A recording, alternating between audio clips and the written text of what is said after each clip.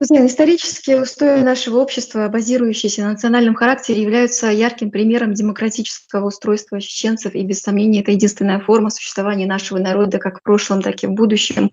Какой видится роль чеченской интеллигенции в построении светлого будущего нашего народа, и для чего вообще нужно пытаться возродить, для чего необходимо возродить чеченскую интеллигенцию? Ну, я вообще на это смотрю как бы с другой стороны. Да? Я смотрю, что это не очень-то трудно сделать.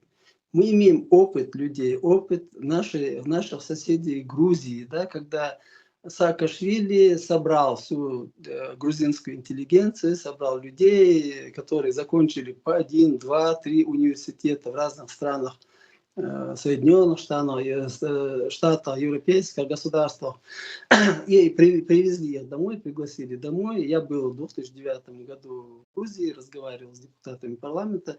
И все фактически депутаты парламента, там самый, наверное, старший был 32 года. Да. То есть это была очень высокообразованная молодежь, говорящая на разных языках. Для Мгм. меня сейчас это не так, как бы чудо какое-то, да, когда люди говорят на других языках. А вот тот период, когда в Да. 98-99 году, когда ты слышишь чужую речь, да, иностранную речь, для всех даже в школе, если мы даже ходили на какие-то уроки, то мы учили этот иностранный язык, ну просто чтобы поставили отметку, потому что в Советском Союзе ты был за железным занавесом, и этот язык тебе Мгм, не. мгм. Поэтому здесь вот эта Грузия вперед, конечно, ушла далеко вперед нас, М. сегодня пробуксовывает, но все равно у них есть большие перспективы, они свободные.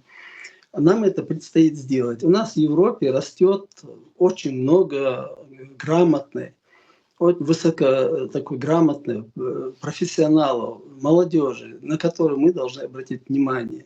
Мы должны дать дорогу этим людям. Вот они наше будущее, не мы, которые уже как бы, да, мы можем помогать этим людям, указывать на ошибки, которые мы совершили, не пряча их, да, а открыто говоря, да, вот видите, мы здесь ошиблись, вы не должны туда наступать. Как мы детей учим, да?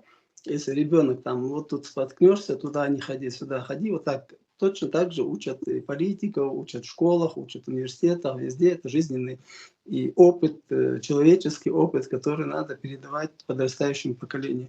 Вот тогда у нас, когда появится вот эта интеллигенция, а она может появиться только на основе демократии, да, демократического как бы, да, вот, образа и мышления, государственного образа мышления. Вот, когда вот эти люди появятся у нас, они появятся